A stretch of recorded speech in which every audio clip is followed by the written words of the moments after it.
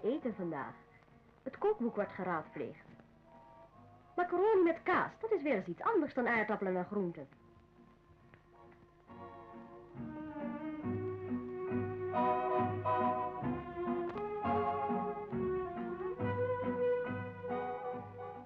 De macaroni wordt in kokend water, waaraan wat zout is toegevoegd, opgezet. Ze moeten ruim in liggen en vooral niet gebroken worden. Na ongeveer 20 minuten is de macaroni gaar.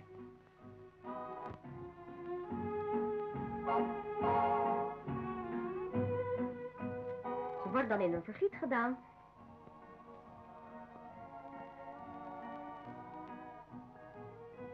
en voorzichtig met koud water overgoten om aan elkaar kleven te voorkomen.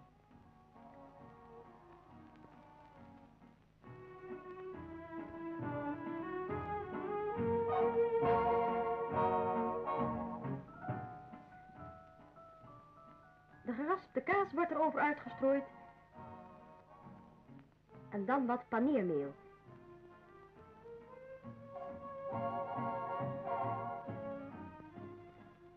Nu een kwartiertje in de oven, waardoor bovenop een bruin korstje ontstaat en de kaas zacht wordt en tussen de macaronipijpjes doorloopt.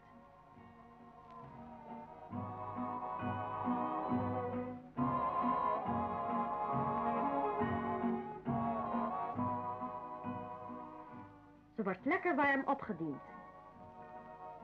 Van macaroni zijn talloze smakelijke schotels te bereiden. De voedingswaarde in calorieën uitgedrukt is 5 maal zo groot als die van aardappelen.